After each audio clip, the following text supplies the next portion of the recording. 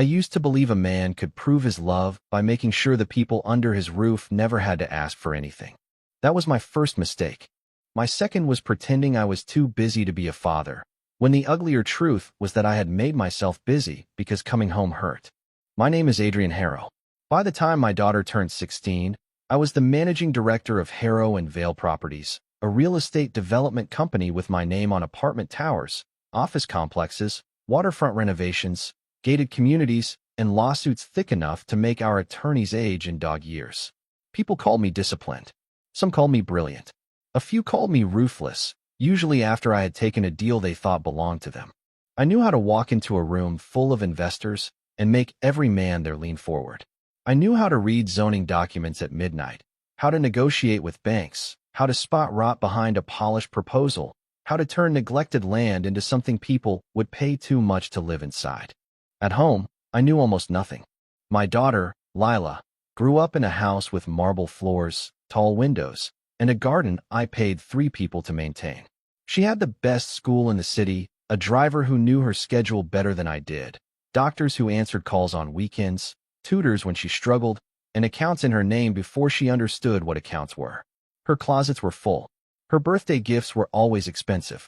Her future, at least on paper, was secure. I used to think that mattered most. I thought a child who never had to worry about money would understand love without needing it explained. I thought security could replace softness. I thought if I built enough around Lila, she would not notice how rarely I stood beside her. That is the kind of lie a man tells when the truth makes him ashamed. The truth was that every time I looked at Lila for too long, I saw Clara. Clara was my first wife, Lila's mother. She died the day Lila was born. There are gentler ways to say it. I used all of them for years. Complications. An emergency. Blood loss. A tragedy. Those words kept dinner conversations from collapsing and stopped acquaintances from touching my arm with pity. But none of them changed the shape of the truth. My wife died, giving birth to our daughter. I never hated Lila. I need that to be understood before anything else. I loved her from the first moment I held her, even though I held her badly, like a man afraid that anything precious would shatter in his hands. She had Clara's mouth, my dark eyes, a soft crease between her brows when she cried, exactly like Clara's when she was pretending not to be angry. That was the cruelty of it. Lila was innocent, and still, her existence brought me back to the room where I had lost the woman I loved. Her birthday was the day she entered the world, and also the day Clara left it. Every October, while cakes were ordered and candles were lit, some part of me returned to a hospital hallway where a doctor said my name in a voice no doctor should ever have to use. So I did what weak men with strong reputations do. I hid inside work and called it responsibility. If I was in meetings, I did not have to sit across from my daughter and wonder whether she could feel the grief I kept buried under my tie. If I flew out for a closing, I did not have to answer questions about Clara. If I came home after Lila was asleep, I could stand in her doorway for 30 seconds, convince myself that counted as love, and leave before she opened her eyes. Money became the only language I trusted myself to speak. When Lila needed comfort, I bought solutions. When she did well in school, I opened another savings account. When she seemed quiet, I sent flowers or books or jewelry. When she grew older and stopped asking where I was, I told myself she had become independent. Then there was Marissa. I married Marissa when Lila was 2. Looking back, I wish I could tell you I saw the calculation in her from the start. That would make me sound sharper, less desperate, less willing to hand over my daughter's heart to the first person who seemed able to hold it without bleeding. But the truth is that Marissa arrived like mercy. She was warm where I was stiff, patient where I was absent, comfortable in the domestic spaces where I moved like a trespasser. She did not force me to talk about Clara. She did not accuse me of being broken. She stepped into the rooms I avoided and made them livable. She knew which stuffed animal Lila needed at night. She knew which fever required a doctor and which only needed soup. She knew Lila hated carrots unless they were cut thin, that she became quiet before she cried. That thunder scared her until she was 11. She went to the school meetings. She arranged the birthdays. She chose the dresses. She sat beside hospital beds, bathroom floors, ballet recitals, parent lunches, all the places I should have been and was not. By the time Lila was old enough to remember her life clearly, Marissa was the one who stayed. I was grateful. More than grateful. Dependent. If Marissa told me Lila was upset, I believed her. If she said Lila needed space, I gave it. If she said a gift would help, I approved it. If she said I had disappointed my daughter, I assumed she was right, because usually, in one way or another, I had. She became the bridge between me and my own child. What I did not understand was that some bridges are built not to connect two sides, but to control who is allowed to cross. By the time Lila was 16, she was polite with me. That was the word I used then. Polite. Now I know it was distance-wearing manners. She thanked me for gifts. She answered questions at dinner. She kissed my cheek at public events if other people were watching. She called me Dad, but there was always a pause before it, as if the word had to travel a long way before reaching her mouth. I told myself teenagers were like that. I told myself she had Marissa. I told myself a girl who had everything could not possibly feel abandoned. Then, 1 week before her 16th birthday, Lila came to my study. I remember the evening clearly because I had no reason to expect it would matter. The desk was covered in revised contracts for a waterfront development that had already stolen half the year from me. My phone was on speaker. An attorney was arguing about a financing clause. Rain tapped against the windows. When I looked up and saw Lila standing near the door, I nearly said, "Is something wrong?" That was my default greeting to my daughter, as if she only entered my orbit when something required repair. I ended the call. She wore her school sweater with one sleeve pulled over her hand. She looked nervous, and that unsettled me. I was used to being feared by competitors. I was not prepared to realize my child was afraid to ask me for something. "What is it?" I asked. Her fingers twisted together. "My birthday dinner is next Friday." "I know," I said. Her face changed slightly, and I felt a ridiculous pulse of pride for remembering. A father should not expect credit for knowing when his child was born. "I wanted to ask if you could come." The question stunned me. "You want me there?" I meant it as wonder. I meant, after all these years, after all my absences, you still want that from me? But I saw the hurt cross her face. To her, it must have sounded as if I was surprised she wanted a father at all. "Yes," she said quietly. "I do." I looked at my calendar. There was a closing that day. Difficult, important, tied to a development that could shift the entire quarter. A better man would have cleared the evening without hesitation. I was not yet that man, but for once, I tried to move toward her instead of away. "I'll arrange it," I said. "I'll be there." She asked, "You promise?" The word pressed into something old. I thought of Clara for half a second, enough to feel the familiar sting. Clara had once made me promise I would be present in our child's life. I had broken that promise so gradually I almost convinced myself it remained whole. "Yes," I told Lila. "I promise." She smiled. Not fully, not freely, but enough that it hurt. I should have stood. I should have hugged her. I should have said, "Thank you for asking me." I should have told her I wanted to be there. Instead, my phone vibrated on the desk, and my eyes dropped to the screen. That was the kind of father I still was. Marissa seemed pleased when I told her. "Oh, Adrian," she said, touching my arm. "That will mean everything to her." She said it with such tenderness that I mistook it for love. The dinner was supposed to be small. A garden party, Marissa called it.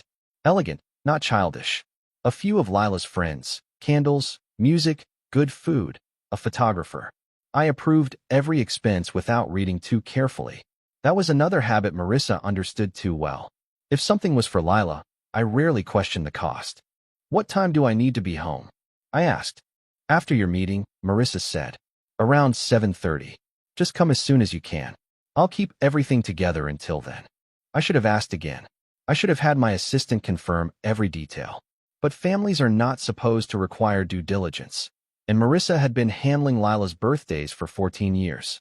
The day of the party, the closing went wrong. Of course it did. A partner tried to alter a financing clause at the last minute.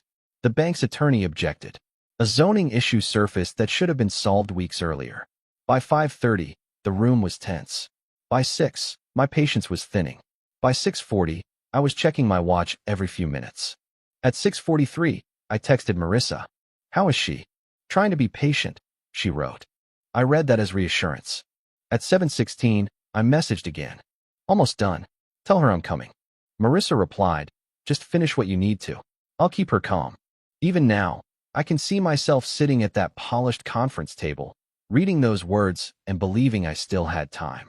I believed the cake had not come out. I believed the important part was waiting. I believed my wife would warn me before I broke my daughter's heart. I had arranged a gift to arrive in case I was delayed. That sentence alone tells you how much I had failed before the night even began.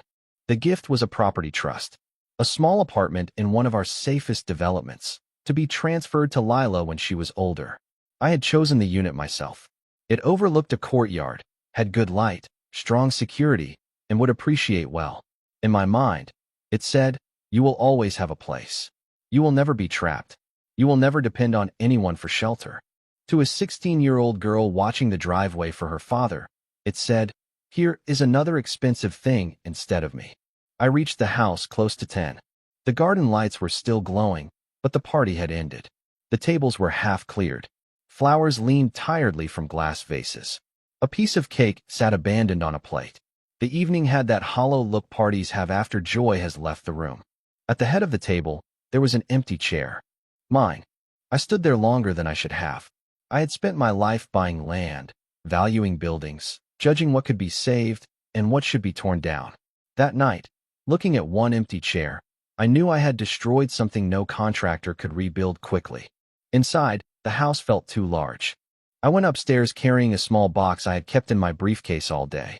It held a silver watch engraved with Lila's initials. Not the main gift, just something I had wanted to hand her myself. Proof, maybe, that I could choose something without an assistant or Marissa translating my affection. Outside Lila's room, I heard her crying. Then Marissa's voice. "I'm here, sweetheart. I will always choose you." My hand rose to knock. I did not. There are sins of action, and there are sins of retreat. Mine had always been retreat. I told myself Lila did not need me in that moment.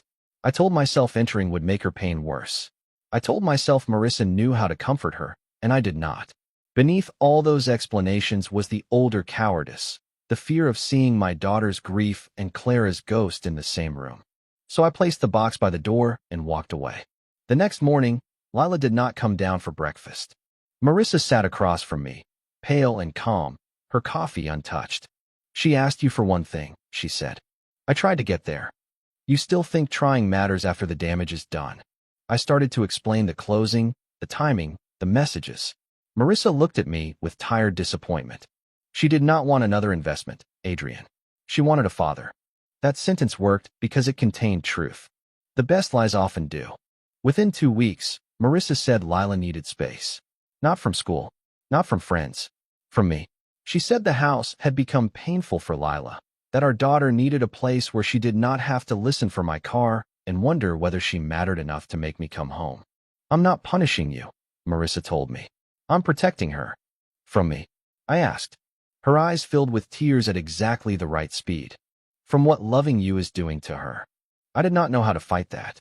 What could I say? That I had been busy? That I loved Lila in ways she could not feel? That I had meant to keep my promise and failed anyway?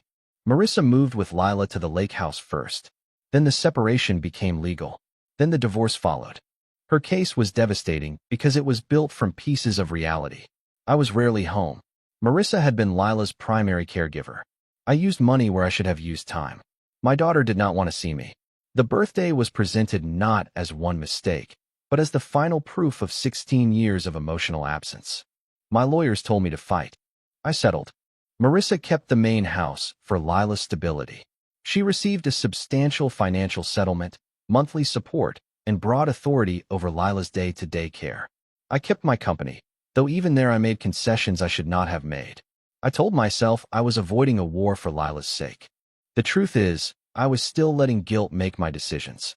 After the divorce, I tried to reach my daughter. Texts went unanswered. Calls went to voicemail. Gifts were returned or ignored. When I sent flowers, Marissa replied, "Please stop trying to buy your way back into her life." So I stopped sending things. Then I worried Lila would think I had stopped trying. I wrote letters instead. Short ones at first. Awkward. Bad.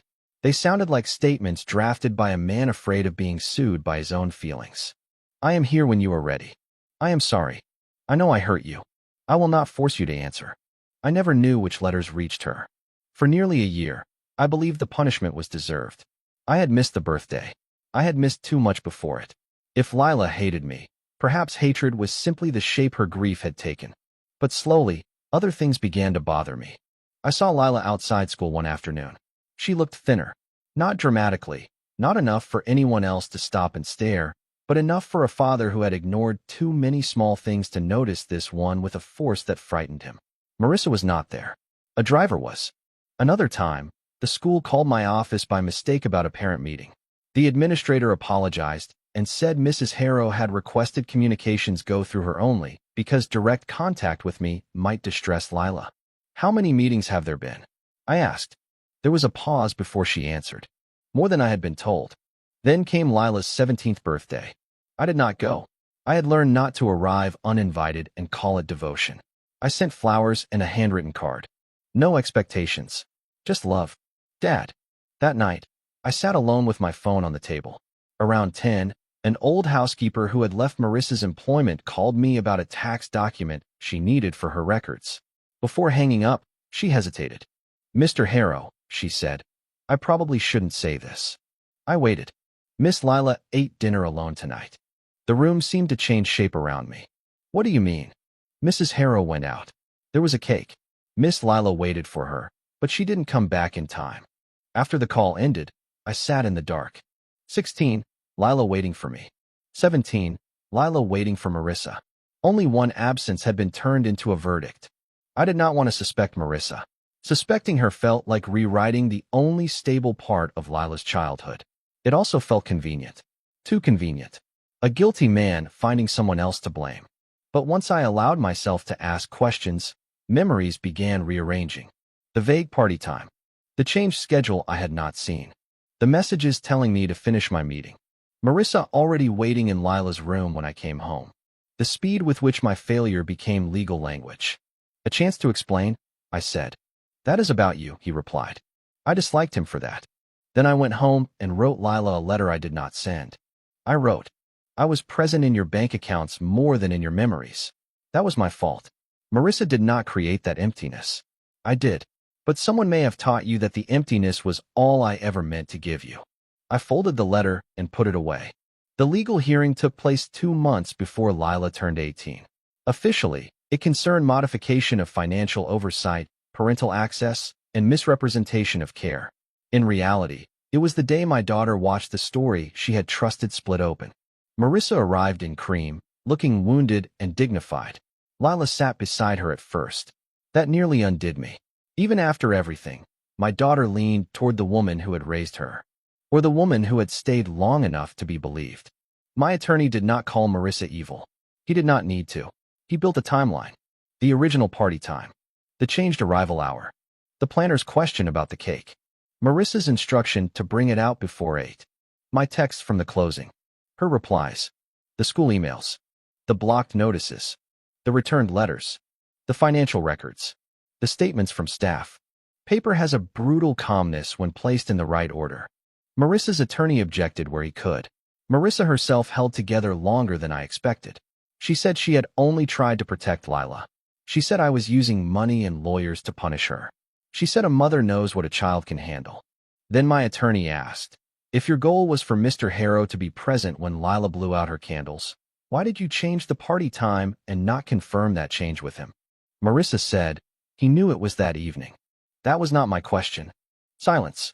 He continued, why did you instruct the planner to bring out the cake before 8 while telling Mr. Harrow, at 7:16, to finish what he needed to?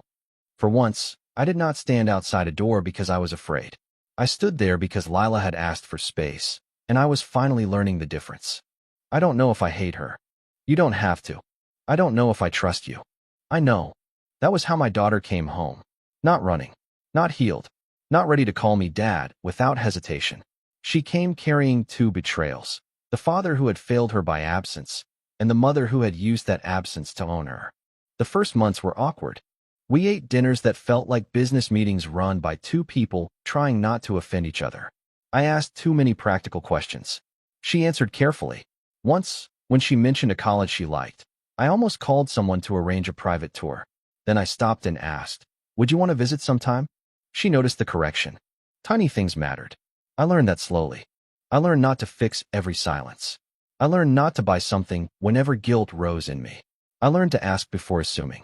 I learned Lila hated mushrooms. liked old bookstores, wrote poetry, and slept with a light on when it rained hard.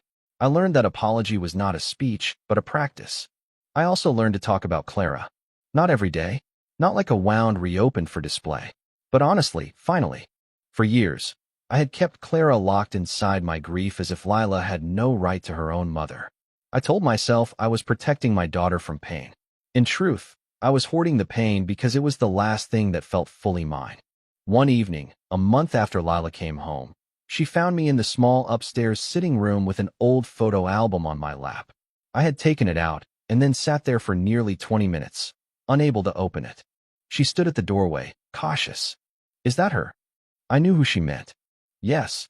She took one step in, then stopped. You don't have to show me. I looked down at the closed cover. My hands were unsteady. I hated that she saw it. Then I hated myself for caring more about looking weak than about what she had been denied. I do, I said. I should have done it years ago. She sat beside me, leaving a careful space between us. I opened the album. The first picture was Clara on a beach, hair blown across her face, one hand over her eyes because she hated bright sun. Lila leaned closer. Her expression changed in a way I could not name. She looks happy, she said. She was, I replied. Most of the time. Did she want me? The question was so quiet I almost missed it. I turned to her. More than anything. Lila did not cry. She only nodded once, like she had received a piece of evidence she had been waiting for her whole life. After that, we looked at 3 more photographs. Only 3. It was enough for one night. Progress, I learned, does not always announce itself. Sometimes it is a girl sitting beside her father for 10 minutes without leaving. On Lila's 18th birthday, I did not plan a party. I asked what she wanted. Dinner at home, she said. Nothing big. So I cleared my calendar 3 months in advance. I warned my executive team that unless a building was actively on fire, I was unavailable. I tried to cook. That ended with smoke, a ruined pan, and Lila laughing for the first time that day. We ordered Thai food and ate at the small table near the window. No garden lights. No photographer. No guests. No empty chair waiting to accuse me.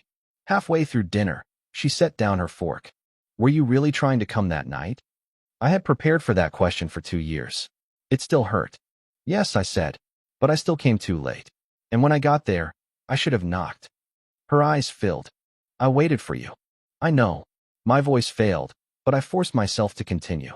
And I am sorry I taught you how to wait. She looked away for a while. I let her. Then I gave her the gift. It was not property, not jewelry, not an account. It was a wooden box that had belonged to Clara. Inside were photographs, a few letters, and a small notebook Clara kept while she was pregnant. I had avoided opening it for years because every page reminded me of the life I failed to keep. I kept these because they hurt, I told Lila. But that was selfish. Your mother was not only my loss. She is your mother too. Lila opened the notebook carefully. I know, I said. I should have come back sooner.